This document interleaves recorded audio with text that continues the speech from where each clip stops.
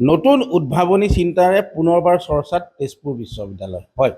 এদল গৱেষক ছাত্ৰৰ নতুন উদ্ভাৱনী চিন্তাই এতিয়া ৰাষ্ট্ৰীয় পৰ্যায়ত স্বীকৃতি লাভ কৰিছে। এতিয়া কেৱল সেউজীয়া চাহপাতেৰে আপুনি চাহ খাব নালাগে।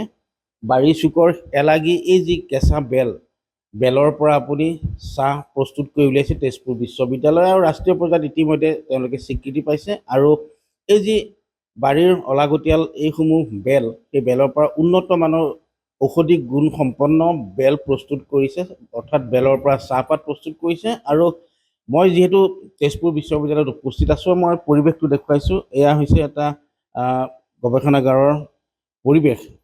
এইসকল ছাত্ৰ ছাত্ৰী তেওঁলোকে বেলৰে উৎপাদিত যি চাহপাত সেয়া এই মুহূৰ্তত তেওঁলোকে চাহ প্ৰস্তুত কৰিছে। আৰু দেখুৱাইছোঁ আমি এয়া বাৰী চুকৰ এলাগী হৈ পৰি ৰোৱা কেঁচা যিসমূহ সেই বেলসমূহৰ পৰা এতিয়া বজাৰ দখল কৰিব পাৰিব ৰাষ্ট্ৰীয় আন্তঃৰাষ্ট্ৰীয় পৰ্যায়ত। আৰু তেনে এক চিন্তাৰ চৰ্চাৰেই তেওঁলোকে যি গৱেষণাৰ অন্তত এই প্ৰস্তুত কৰি উলিয়াইছিল আৰু ইতিমধ্যে ৰাষ্ট্ৰীয় পৰ্যায়ত স্বীকৃতি লাভ কৰিছে। মই পুনতে পৰিৱেশটো দেখুৱাইছোঁ। এয়া বেলৰ পৰা প্ৰস্তুত এইসমূহ সামগ্ৰী আৰু ইয়াৰ পৰাই চাহ তৈয়াৰ কৰা হয়। মই ছাত্ৰ ছাত্ৰীসকল আছে, মই কথা পাতিম। মই পুনতে তেজপুৰ বিশ্ববিদ্যালয়ৰ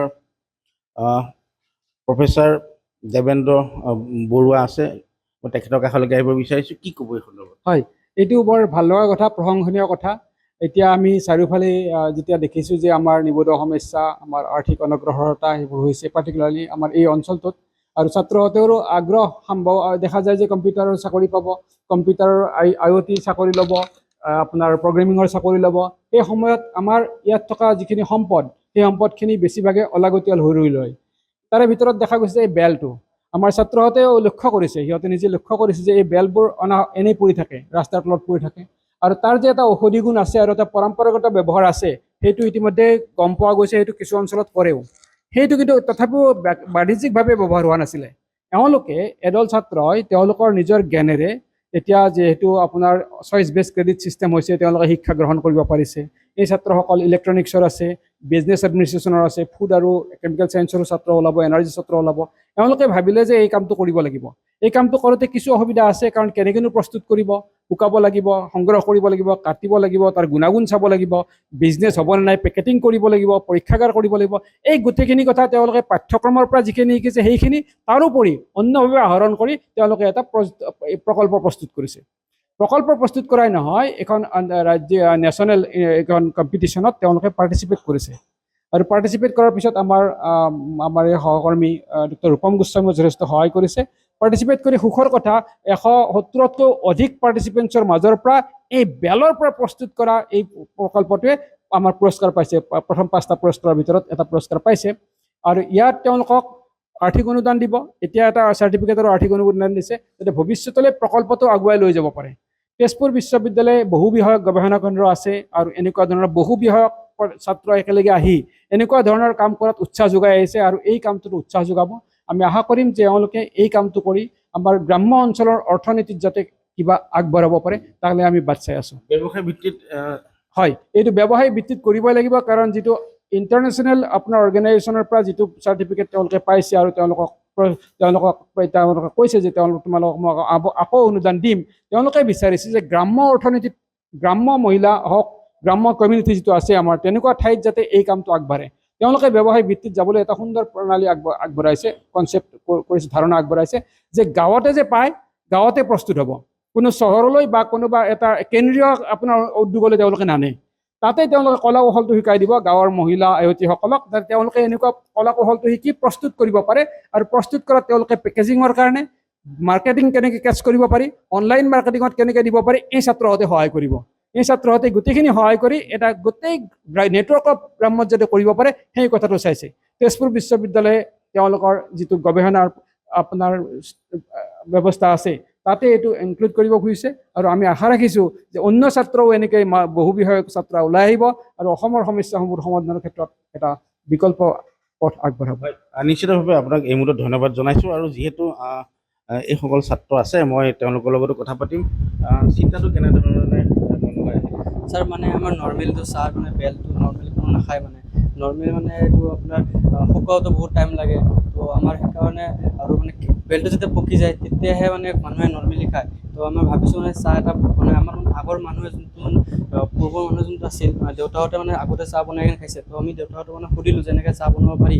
তাৰপিছত সিহঁতৰ পৰা মানে আইডিয়াটো লৈ কিনে যে আমি মানে বেলটো সৰু থাকোঁতে মানে কাটি কিনে সৰু সৰু পিচ কৰি কাটি কিনে এইবিলাক মানে শুকাইছোঁ। তো শুকোৱাৰ পিছত মানে তাৰপিছত আমি সেইটো দি চাহ বনাব পাৰোঁ। আৰু সেইটো মানে চাহটো বহুত মানে হেল্থৰ কাৰণে বেনিফিট হয়। হাৰ্টৰ বেমাৰ থাকিলে হাৰ্টৰ বেমাৰৰ কাৰণে হয়, আৰু ডায়েবেটিছ থাকিলে ডায়েবেটিছৰ কাৰণে বহুত হয়। তুমি কোন ডিপাৰ্টমেণ্টৰ? মই EC ডিপাৰ্টমেণ্ট, এবাৰ 3rd ছেমিষ্টাৰ তেজপুৰ ইউনিভাৰ্চিটিৰ পৰা। মই তোমাৰ কাষলৈকে আহিব বিচাৰিছোঁ, তুমি কোন ডিপাৰ্টমেণ্ট? মই electronics and communication 5th semester 3rd ইয়েৰৰ হয়। বিষয়টো সুকীয়া হ'ল যিহেতু তোমালোকে এটা সুযোগ দিছে আন বিষয়ত তোমালোকে গৱেষণা কৰিব পাৰা, কি ক'বা চিন্তাত?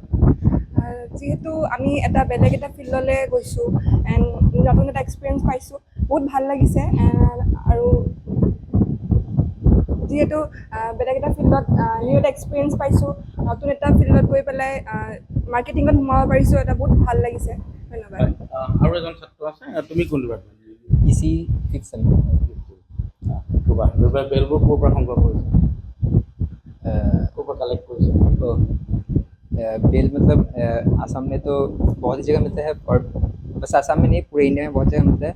तो अगर हम ये मतलब एस्टेब्लिश कर पाए तो बस आसाम में ही नहीं रहेगा, बल्कि हम लोग इसको बाकी स्टेट्स में बाकी कंट्रीज़ में भी हम लोग इसको प्रचार कर सकते हैं। দেখুৱাইছোঁ এয়া চাহ যিহেতু তেওঁলোকে প্ৰস্তুত কৰিছে এই মুহূৰ্তত, আৰু তেওঁলোকে নামো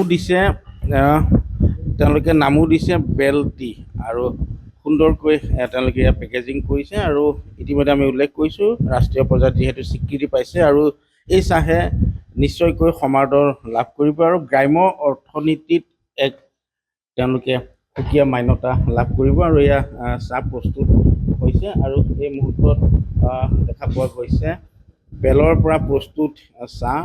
হয়তো ৰং লৈ যদি আমি মন কৰোঁ, এয়া সেউজীয়া চাহপাতৰ যি চাহ সেই চাহৰ দৰেই দেখা পোৱা গৈছে। এয়া বেলৰ পৰা প্ৰস্তুতিত চাহ। আৰু যিহেতু বিশ্ববিদ্যালয়খনৰ আন এগৰাকী প্ৰফেচাৰ ৰূপম গোস্বামী আছে, মই তেওঁৰ কাষলৈকে আহিব বিচাৰিছোঁ, কি ক'ব?